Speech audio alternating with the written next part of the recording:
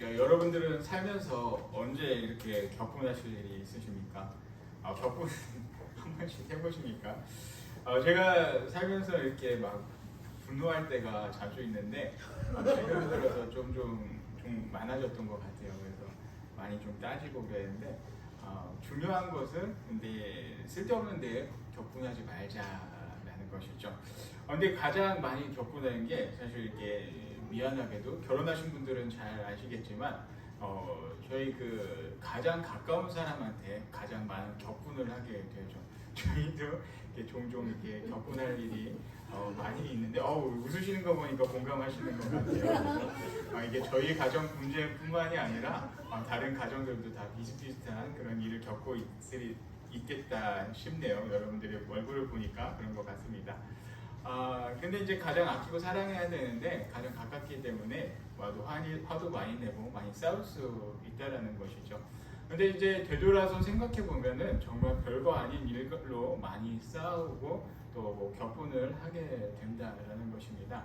근데 우리가 한 가지 중요한 것은 이 세상에서 사실 그렇게 심각한 건 아니에요. 내 자존심만 조금 내려놓고 내 생각, 내 고집만 조금 내려놓는다라면 그렇게 격분할 일도 아니고 싸울 일도 아닌데 내 자존심 때문에 더 많이 싸우고 격분하게 된다는 것이죠. 근데 이 성경 말씀을 통해서 이 시간 전하고 싶은 말씀이 무엇이냐면은 바로 이 나의 자존심 때문에 격분하고 나의 위치 때문에 화내고 분노하는 것보다는 우리가 그리스도인이니까 예수님의 사랑과 긍휼함으로 이 자리에 있는 우리이기 때문에 예수 그리스도 말고는 우리가 격분하지 말고 우리가 노여움을 갖지 말았으면 좋겠습니다. 그래서 어떤 일이 있더라도 예수님 아니면 그냥 웃어 넘길 수 있는 그런 관대한 마음들이 여러분들에게 있기를 바랍니다. 사도행전을 계속해서 보고 있는데 이제 17장 오늘 말씀부터 16절 말씀부터 보면은 어떤 말씀이냐면 이제 지난주까지 이 사도 바울 일행이 베레아라는 곳에 가서 복음을 전하게 되었습니다. 베레아라는 곳은 전에도 말씀드렸지만 좀 외곽에 있는 그런 고을이었습니다. 도시라고 하기보다는 좀 작은 곳이었는데 이곳의 사람들이 어떤 사람들이었냐라고 하면은 신사적이었다, 관대했다, 하나님의 말씀을 가까이 했었다. 그래서 하나님의 말씀을 바울이 전했을 때 다 받아들이고 궁금해하고 그리고 이 많은 사람들이 그러한 마음이 있었기 때문에 예수님을 믿게 되는 그런 결과가 있었다라는 것이죠. 그런데 이제 반전이 무엇이냐면 데살로니가에서부터 이 베레아 지역까지 이 바울을 반대하는 일행이 쫓아왔다라는 것이죠. 그래서 이곳에서도 이 바울 일행을 추방을 하게 되었습니다. 그래서 이제 추방을 되었는데 이 상황이 좀 재밌는 상황이 되었습니다. 어떠한 상황이 되었냐면 17장 16절 말씀을 한번 보겠습니다. 바울이 아덴에서 그들을 기다리다가 그 성에 우상이 가득한 것을 보고 마음이 격분하여 라고 말씀을 16절부터 시작을 하고 있죠. 이 말씀을 보면 우리가 한 가지 알 수 있는 것이 무엇이냐면 바울이 추방이 됐는데 바울과 함께 했던 3명이 바울까지 4명의 일행 모두가 추방된 것이 아니라 바울만 추방이 됐다라는 것이죠. 베레아라는 곳에 나머지 실라와 디모데는 남겨져 있고 바울만 쫓겨난 상황이 되었습니다.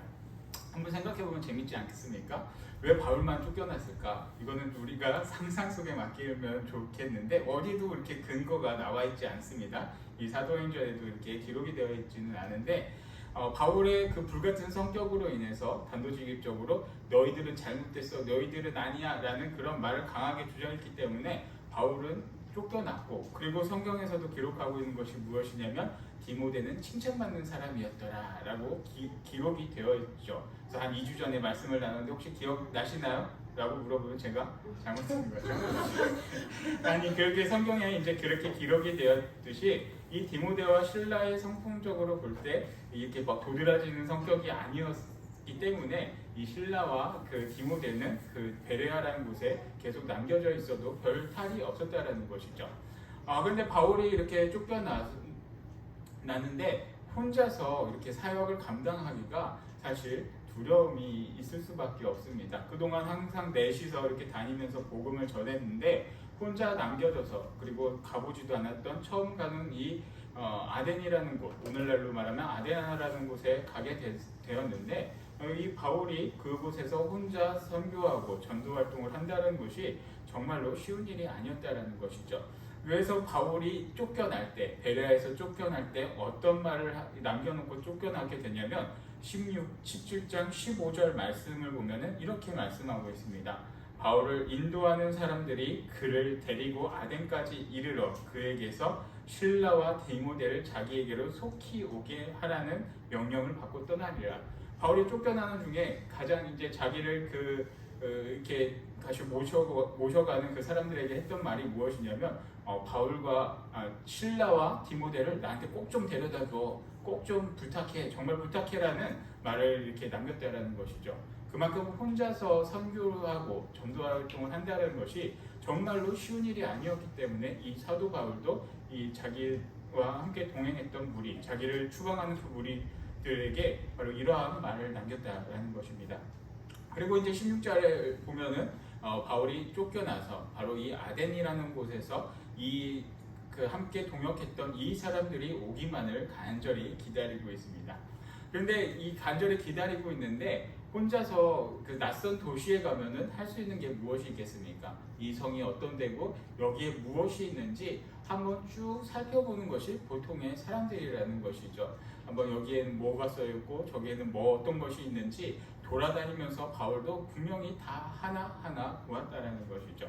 근데 바울이 이 아데나라는 곳을 돌아다녀 보니까 너무나도 격분하고 화가 나는 일이 한 가지가 있었습니다.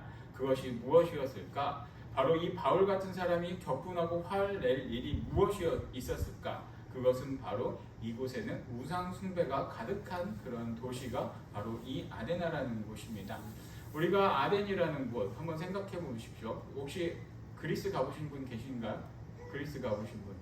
아무도 손을 안 드는 거 보니까 가보신 분이 안 계신 것 같은데 나중에 기회 되면은 한번 우리가 다 가보면 좋겠어요. 저도 못 가봐가지고 상상 속에서만 펼치다 보니까 너무 답답한 것들이 많이 있을 수밖에 없죠.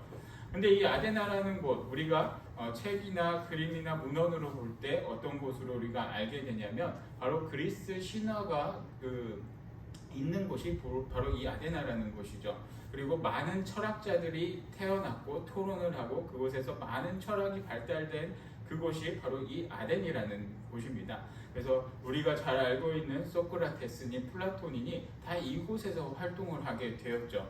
그리고 우리가 신약 성경을 보면은 이 사도 바울이 가장 많이 인용하는 시인이자 철학자가 누구였냐면 바로 에피메니데스라는 그런 철학자가 또 이 아데나라는 곳에서 많은 활약을 하게 되었습니다. 그처럼 이 아덴이라는 곳은 우상 문화도 굉장히 많이 발달됐지만 철학과 또 모든 학문들이 당시에 최고로 발달되었던 곳이 바로 이 아덴이라는 곳이었습니다. 그러다 보니 이런 동네 건물마다 어떠한 모습이 되어 있었냐면 많은 우상들이 있었고 우리가 많이 알고 있는 제우스 신전이나 그리고 아크로폴리스 우리가 말로만 들었던 실제 가보지는 못했죠. 그런 아크로폴리스나 그런 많은 신전들이 이곳에 세워져 있었다라는 것이죠. 그런데 이제 그런 신전 같은 데 보면은 항상 글귀들이 적혀 있다라고 합니다. 저도 직접 보지는 못해서 답답한 건 있지만 항상 전해듣기로는 또 책을 찾아보기로는 뭐 소크라테스가 얘기했던 내 자신을 알라 그것도 신전 밑에 돌에 적혀 있다라고 합니다. 그리고 이곳에 또 어떤 것들이 적혀 있냐면 이 오늘 말씀을 계속해서 보면은 나와 있지만 내가 알지 못하는 신에게라는 말도 이 신전 밑에 다 적혀 있었다라는 것이죠. 이러한 것들을 통해서 볼 때 우리가 알 수 있는 사실이 무엇이냐? 이 지역은 정말로 많은 우상 숭배 문화가 있었다는 것입니다. 오죽 어느 정도였냐면 바로 네가 알지 못하는 신에게까지도 숭배를 하는 그런 문화가 이곳에 있었다라는 것이죠. 근데 이러한 우상 숭배가 만연한 곳을 바울이 도착해서 보니 바울의 심정은 분노가 가득 차 있을 수밖에 없습니다. 왜 그러냐면 바로 이 땅의 창조주 하나님 예수 그리스도 한 분밖에 없는데 여기 있는 이 많은 사람들이 예수님을 숭배하고 예수님을 예배하고 찬양하는 것이 아니라 있지도 않은 그런 조각 신상들을 숭배하며 자기들이 만들어낸 신을 이 찬양하고 예배하는 모습을 보면서 이 사도 바울은 분노할 수밖에 없었다라는 것이죠. 그래서 사도 바울은 여기서 크게 격분합니다. 그런데 우리가 이 성경 말씀을 통해서 바울의 성품을 알 수 있는 것이 어떤 것이냐면 계속해서 쫓겨났다라는 것이죠. 예수님을 믿지 않으면 그 격정적인 어투로 인해서 계속해서 추방돼서 이 아테나라는 곳까지 왔는데 이곳에서도 그의 그 심성을 어떻게 할 수가 없었습니다. 그래서 17절 말씀부터 보면은 이렇게 말씀하고 있습니다. 회당에서는 유대인과 경건한 사람들과 또 장터에서는 날마다 만나는 사람들과 변론하니.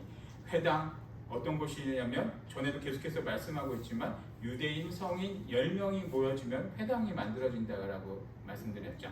그러니까 회당이라는 곳은 유대인들이 모여서 예배를 드리는 곳인데 그곳에서 유대인들과 또 혈전을 벌이고 또 이제는 유대인들과 혈전을 벌이는 것이 아니라 아까도 말씀드렸지만 이곳에서는 토론 문화가 굉장히 발전이 되었던 곳인데 바로 이 회당뿐만 아니라 장터나 이런 곳에서 돌아다니면서 만나는 사람마다 이게 어떻게 된 문화냐, 이게 잘못된 것이다 라는 것을 계속해서 바울이 혈전을 펼치게 되었다라는 것입니다. 여기서 우리가 한 가지 생각을 해보면 좋겠습니다. 여러분들은 우상숭배의 문화를 보면 어떤 생각이 드십니까? 내 주변에 있는 사람들이 예수님을 믿지 않고 우상을 숭배하며 다른 것들을 숭배하는 그런 모습들을 보면 어떤 생각이 들고 있습니까? 만약에 그런 요새는 자연을 숭배하는 것은 많이 없어졌다라고는 하지만 그런 것들을 숭배한다라고 하면 어떤 생각이 들겠습니까? 그냥 그러려니 하고 넘기겠습니까? 분노하고 복음을 전하겠습니까? 저도 이게 다니다 보면서 그런 고민들이 많이 될 때가 있습니다. 그리고 이런 사람들이 설마 있을까 없을까라고 고민하고 생각이 들어본 적이 있는데 지금 우리가 살고 있는 오늘 이 현대 사회에서도 우상숭배 문화가 너무나도 많이 있다는 것이죠. 여기서 말씀하고 있지만 알지도 못하는 신에까지 숭배한다라는 이 말처럼 우리 주변에 오늘날 현대 사회에서도 우상숭배 문화가 너무나도 많이 있습니다. 제가 가본 나라 중에서는 이제 대만이 또 그렇고 우리 제 친구가 또 일본에서 왔지만 일본이라는 나라도 굉장히 많은 우상들이 있는 그러한 나라였다라는 것이죠. 그리고 우리나라는 안 그렇겠습니까? 우리나라도 해안가 도시나 바닷가 쪽으로 가면은 많은 우상숭배가 이렇게 찬양하게 되어 있습니다. 그리고 이제 제가 굉장히 재밌게 본 것이 무엇이냐면 제가 이제 서울에 살 때 제가 이제 동대문구라는 곳에 이렇게 살고 있었는데 그곳에 이렇게 돌아다니다 보면은 이제 동묘라는 것이 있습니다. 방송을 보다 보면은 이제 연예인들이 뭐 좀 사러 가는데 이제 동묘라는 곳을 간간히 가는데 저는 이제 동묘라는 곳이 뭔지 그냥 동묘역 정도로만 생각을 했었는데 바로 이 동묘라는 곳이 어떤 곳이었냐면 아시는 분은 아시겠지만 중국에서 가장 신격화가 된 사람이 누구냐면은 삼국지에 나오는 관우라는 것이죠. 관우가 죽어서 신이 되었다라는 그런 믿음이 이 중국에서부터 나왔습니다. 저는 설마 그런 일이 진짜로 있을까라고 생각을 해봤는데 이 동묘라는 곳이 어떤 곳이냐면 그 관우의 신당을 모신 것이 바로 이 동묘라는 곳이죠. 중국에서 넘어와서 우리나라에서도 이곳에서 관우신을 숭배를 하는 그런 문화가 오늘날도 있다라는 것이죠. 그래서 제가 그 교회 서울에 있을 때 그 교회에서 무당을 하다가 그 교회에 오신 분이 한 분이 계신데 그분이 봄만 되면 정신이 조금 이상해져요. 봄만 되면은 정신이 조금 이상해져요. 근데 이제 그러면 이제 하는 말이 어떤 거냐면 눈을 이렇게 부릅뜨시고서 내가 누군지 알아? 내가 동묘에서 관우신을 모시던 사람이야 라고 하면서 이제 소리를 버럭버럭 지를 때가 가끔씩 있었습니다. 오늘날에도 그런 것들을 어렵지 않게 볼 수 있다는 것이죠. 그리고 중국이나 제가 갔었던 대만 같은 경우에서도 거기서 이제 저희 사촌 형님께서 목회를 하고 계신데 거기 아래층을 이렇게 왔다 갔다 하다가 이렇게 보게 되니까 관우의 그 초상화를 이렇게 걸어놓고 관우의 상을 걸어놓고 이렇게 향을 피워놓고 관우를 신처럼 숭배하는 게 오늘 우리가 살고 있는 이 시대에도 많이 있다는 것입니다. 여러분들 한번 생각해 보십시오. 누군가가 죽어서 신이 된다는 게 믿겨지십니까? 근데 우리가 생각할 때는 정말 그런 일이 있을까라고 생각이 들지만 우리가 살고 있는 지금 이 시대에도 그런 우상 숭배 문화가 너무나도 많이 있습니다. 근데 우리가 그러한 사람들을 보면서 생각해야 될 것이 어떤 것입니까? 바로 우리가 마음에 격분이 있어야 되고 그 사람들에게 예수 그리스도를 전해야 된다는 것이죠. 특히 우리와 가까운 이웃들, 우리가 사랑하는 가족들이 그런 사람들이 있다라면 잊지도 않은 신, 내가 알지도 못하는 신을 섬기는 그런 사람들에게 우리가 예수 그리스도를 전해야 된다는 것입니다. 이 땅의 참 주인이신 그 하나님을 우리가 전해야 된다는 것이죠. 그러기에 여러분들의 그런 마음이 있으십니까? 만약에 없으시다라면 여러분들의 마음에 성령의 그 적분함이 그런 것들을 볼 때마다 있으시기를 바랍니다. 그래서 그런 것들을 볼 때마다 그 사람들에게 예수님을 전하는 그런 놀라운 역사가 여러분들을 통해 이루어지기를 바랍니다. 그래서 이 바울은 그러한 모습을 보고서 격분을 할 수밖에 없었습니다. 너무나도 화가 날 수밖에 없습니다. 계속 돌아다니면서 복음을 전하는 것입니다. 그런데 여기서 어떻게 복음을 전했냐면 우리가 이 성경 말씀을 통해서 또 역사적인 문헌을 통해서 이 사도 바울에 대해서 알 수 있는 것이 무엇이냐면 바울은 로마 시민권자였다. 어떤 때부터? 태어날 때부터 로마 시민권자였다. 즉, 이 바울은 그 어렸을 때 많은 재력이 있었던 아버지 밑에서 태어났다는 것을 알 수가 있죠. 그리고 또 한 가지 알 수 있는 것이 무엇이냐면 이 바울은 많은 공부를 했었던 사람이었습니다. 당대 최고의 학자라는 가말리엘이라는 사람으로부터 철학과 수사학 모든 학문을 배웠던 사람이 이 사도 바울이었습니다. 그러니 이 아테나라는 곳에 가서 어떤 마음이 들겠습니까? 많은 사람들이 토론을 하고 신이 있냐 없냐, 우리가 믿는 신은 이런데 저런 우상은 이래서 만들었는데 라고 얘기하는 사람들을 보며 바울은 더 열띠게 자신이 배웠던 철학과 수사학과 모든 것들을 동원해서 이 사람들과 토론하고 그 사람들과 대적해서 혈전을 펼칠 수밖에 없는 그러한 상황이었다라는 것이죠. 그래서 18절 말씀을 보면은 이렇게 말씀을 기록하고 있습니다. 어떤 에피쿠로스와 스토아 철학자들도 바울과 쟁론할세 어떤 사람은 이르되 이 말쟁이가 무슨 말을 하고자 하느냐 하고 어떤 사람은 이르되 이방 신들을 전하는 사람인가 보다 하니 이는 바울이 예수와 부활을 전하기 때문이러라 라고 말씀하고 있습니다. 여기서 우리가 많이 들어본 말이 있죠. 에피쿠로스 학파와 스토아 학파. 우리가 고등학교 다닐 때 그때만 하더라도 이 에피쿠로스 학파가 쾌락주의니 스토아 학파가 금욕주의니라는 그런 말씀은 다 들어서 우리가 알고 있으리라 생각이 듭니다. 그런데 그 이상 깊이 있게 아시는 분은 없으시리라 생각됩니다. 우리 여기 계신 분 중에 철학을 공부하신 분은 없으시기 때문에 저도 철학을 공부하면서 깊게 얘기하고 싶어도 얘기를 할 수가 없죠. 일단 아는 거는 그 정도까지인데 그래도 우리가 알고 있는 그 철학의 학파들이 여기에 다 나와 있다라는 것이죠. 에피쿠로스 학파, 철학, 스토아 학파. 이 사람들, 많은 그런 학문을 연구하고 이 학문을 많이 이렇게 발전시켰던 이 사람들하고도 사도 바울이 혈전을 펼치게 됩니다. 사도 바울이 얼마나 불꽃 튀기게 자신이 예수 그리스도를 증거하는데 이 모든 학문들을 증거를 하지 않았겠습니까? 그런데 이제 바울이 여기서 전했다라는 것은 자신이 배웠던 학문과 모든 것들을 총동원해서 이들에게 복음을 전했다라는 것이죠. 그런데 이곳에서는 그 전과는 다른 그런 재밌는 상황이 또 하나가 발생이 됩니다. 어떤 사건이냐?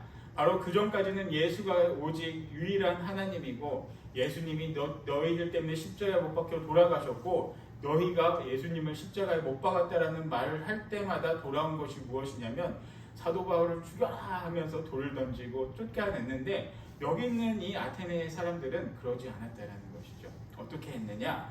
여기서 아테네 사람들은 사도 바울의 말을 듣고 열심히 토론만 하고 저 사람이 또 새로운 학문을 갖고 왔구나. 왜냐하면 이곳에서는 많은 학문들이 발전되었기 때문에 사도 바울의 이야기를 듣고 이 사람이 말하는 것이 저기 외국에서 새로운 학문을 갖고 왔거나 아니면 이방에서 새로운 신을 데려다가 우리에게 전하는구나 이 정도로만 생각을 했다는 것이죠. 이들의 토론 문화가 발달된 이 지역에서는 사도 바울을 박해할 이유도 없었고 바울에게 돌을 전할 이유도 없었습니다. 그리고 또 이들이 예수 그리스도를 믿을 이유도 없었다는 것이죠. 자기들의 철학이 있었기 때문에 자기들의 믿음이 있었기 때문에 그냥 그 사도 바울의 이야기는 그럴 수도 있다 그러려니 라고만 생각을 했지 이곳에 있는 그 아테네 사람들은 이 바울의 말을 믿고 내가 예수 그리스도를 믿어야지 라는 그런 것도 생기지 않았다라는 것이죠. 그래서 바울이 이곳에서 계속해서 복음을 전하며 또 어디까지 가냐? 바로 아레오바고라는 곳까지 가게 됩니다. 이곳은 어떤 곳이었냐면 시의회가 있었던 곳, 재판을 했던 곳, 그리고 많은 사람들이 또 혈전을 펴고 토론을 했던 곳이 바로 이 아레오바고였습니다. 이곳에서 많은 사람들이 모여서 있을 때 사도 바울이 또 한번 예수 그리스도가 어떤 것인지 복음을 전하게 되었습니다. 이렇게 이 말씀들을 보면 우리가 어떤 생각이 드냐? 바로 이 아테나에서 바울의 그 선교 사역은 어떻게 보면은 완전히 실패한 것일 수도 있을 것처럼 보입니다. 그러나 이 말씀을 우리가 계속해서 읽어나가 보면은 또 하나의 반전이 여기는 있습니다. 바울이 하나님에 대해서 한 가지 철저하게 깨닫는 사건이 바로 여기에 있었다는 것이죠. 이 그리스에서 철학이 발달되고 토론 문화가 발달된 이곳에서 자신이 철학과 토론으로 많은 사람들과 혈전을 하고 예수 그리스도가 어떤 분인지 논리적으로 증거를 하고 전하려고 했었지만 그들에게 복음이 전해지지 않은 것을 보고 바울이 깨달은 것은 무엇이냐면 예수 그리스도를 전하는 것은 이런 지식과 이러는 아는 그런 어떤 것이 아니라 오직 십자가의 도밖에 없다라는 것을 확실하게 깨달았다는 것이죠. 그것을 우리가 어떻게 할 수 있느냐? 바로 이 아데나라는 곳을 떠나서 다음에 바울이 간 곳이 고린도라는 곳입니다. 그래서 고린도 18장부터 보면은 고린도에 대해서 어떻게 시작이 교회가 세워지는지에 대해서 말씀을 시작을 하고 있는데 이때 이제 나중에 고린도 전서에 바울이 이렇게 기록을 하고 있습니다. 고린도 전서 2장 1절 2절 말씀을 보면은 이렇게 말씀하고 있습니다. 혹시 찾으실 수 있으신 분은 고린도전서 2장 1절 2절 같이 찾고 한번 보도록 하겠습니다.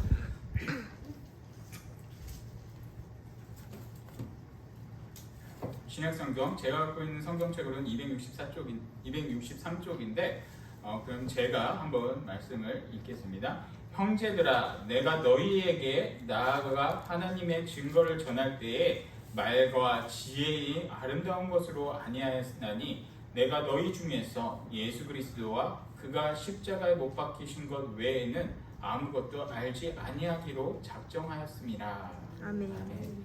바울이 여기서 깨달은 것이 무엇입니까? 오직 예수 그리스도와 그의 십자가 말고는 전할 것이 없다는 것이죠. 아무리 세상의 학문을 내가 많이 공부를 하고 수사학이니 철학이니 많이 열심히 토론을 하고 그들에게 이렇게 논리적으로 증거를 하고 전했지만 그들에게서 돌아오는 것이 저런 학문도 있구나, 저런 신도 있구나 라는 것이죠. 그들이 예수 그리스도를 우리의 구주라고 믿는 역사는 일어나지 않았습니다. 그렇기 때문에 바울의 이 아데나에서의 사역은 실패한 것처럼 보이지만 바울이 이때 큰 깨달음을 얻고 오직 예수 그리스도와 그의 십자가의 도만을 전하게 되었다라는 것이죠. 그리고 또 여기서 우리가 또 한 가지 알 수 있는 것이 무엇이냐면 바로 이 그들과 열심히 토론하고 혈전을 펼쳤던 사람들이 아무도 예수님을 믿지는 않았지만 오히려 엉뚱한 사람들이 예수님을 믿게 되는 그런 놀라운 역사가 있게 됩니다. 오늘 말씀 중에 17장 사도행전 17장 34절을 보면은 바로 이렇게 말씀하고 있습니다. 몇 사람이 그를 가까이하여 믿으니 그 중에는 아레오바고 관리 디오누시오와 다마라라 하는 여자와 또 다른 사람들도 있었더라라고 말씀을 하고 있죠. 이 사람들 바로 디오누시오라는 이 아레오바고 그러니까 시의회의 관리 법원 같은데 이 관리인 디오누시오라는 사람이랑 그리고 다마라라 하는 사람이랑 또 몇몇 사람들이 예수님을 믿게 되었다는 것이죠. 그런데 이 사람들은 어떤 사람입니까? 사도 바울과 전혀 열띤 토론을 하지도 않았고 그들이 이야기를 하는 것을 뒤에서 가만히 아무 생각 없이 듣고 있었던 사람들이 바로 이러한 사람들이었다는 것입니다. 바울이 그들과 열심히 토론하고 논쟁을 했던 사람들은 아무도 예수님을 믿는 일이 생기진 않았지만 생각지도 못했던 그러한 사람들이 하나님을 믿게 되고 예수님을 그리스도로 영접하는 그러한 놀라운 일이 있게 되었다는 것이죠. 그때 바울이 깨달은 것이 무엇입니까? 이 복음을 전하는 것은 철학에도 수사학에도 그 어떤 논리로도 있지 않다라는 것이죠. 그것은 오직 하나님의 은혜, 십자가에 못 박혀 돌아가신 예수 그리스도 아니면은 우리가 복음을 전할 수가 없다라는 것을 바울은 철저하게 깨닫는 사건이 되었습니다. 사랑하는 성도 여러분, 여러분들이 살아가면서 격분할 일이 있습니까? 분노하실 일이 있습니까? 그것이 우리가 정말로 예수 그리스도 외에는 격분할 일이 없으시기를 바랍니다. 다 관대해 주시기를 바랍니다. 예수님이 아니면 내가 예수님 때문에 나의 자존심과 관련되고 나의 무엇과 관련된 일을 하면 그냥 관대한 마음을 가지십시오. 중요한 게 아니잖아요. 우리가 인생을 살아가는데 예수님 말고 중요한 게 어디가 있겠습니까? 인생은 다 하나님께로 돌아갈 인생인데 그보다 더 중요한 일이 무엇이 있겠습니까? 인생을 되돌아볼 때 후회하지 않는 인생을 산다는 것은 바로 내 자존심 내려놓고 예수님이 중심이 되는 그런 삶을 첫 번째로 사시기 바랍니다. 그리고 또 하나 그가 무엇이냐면 바로 우리가 복음을 전하고 그리고 예수님을 전할 때 그것의 힘과 능력은 나의 지식과 지혜에 있지 않다는 것입니다. 여러분들 누군가에게 복음을 전할 때 엉뚱한 얘기로 우리가 복음을 전할 수 없습니다. 자, 누가 어떤 교회 장로님이 어디 높은 분인데 그분이 예수님이다. 이런 말로 복음이 전해지지 않는다라는 것이죠. 그냥 예수 그리스도를 전하세요. 예수님을 전할 때 지금 같은 때 예수님을 전해서 누가 왜 믿겠어? 라고 생각할 수도 있지만 우리의 빛 대신 우리의 생명 대신 그냥 예수님을 전하는 것이 바로 복음이라는 것입니다. 다른 그 어떤 엉뚱한 얘기도 의미가 없습니다. 오직 십자가의 도만이 이 땅의 참된 진리라는 것이죠. 그래서 복음을 전할 때 다른 얘기하지 마시고 예수님만을 전하며 예수님만으로 인해서 우리가 격분하는 그리고 다른 것에는 모든 것이 관대해질 수 있는 그런 참된 그리스도인의 모습으로 여기 있는 모든 분들이 살아가기를 축복합니다. 아멘. 아버지 하나님 감사합니다. 오늘도 저희에게 귀하고 복된 날 더해 주시고 예수님을 믿고 주님의 뜻 가운데 걸어갈 수 있도록 인도해 주심에 감사드립니다. 아멘. 하나님 아버지, 사도 바울이 정말 우상숭배 문화를 보면서 격분했던 것처럼 세상의 그 어느 것보다 우상숭배 문화에 많이 격분했던 사도 바울의 모습처럼 저희들이 이 세상을 살아가면서 무엇이 가장 중요한지 깨달으며 살아갈 수 있게 해주시옵소서. 아멘. 저희들의 개인적인 자존심과 개인적인 그런 욕심들 모두 다 내려놓게 해주시옵소서. 아멘. 오직 예수님만이 우리에게 가장 최고의 가치고 가장 중요한 가치임을 저희들이 믿고 그대로 살아갈 수 있도록 도와주시옵소서. 아멘. 그리고 예수님 말고는 그 어느 것도 우리가 격분하지 않는 삶을 살아가도록 주님께서 저희들의 삶을 주장하여 주시옵소서. 아멘. 그리고 아버지 하나님, 이 땅에 복음을 전하기가 너무나도 힘든 세상을 살아가고 있습니다.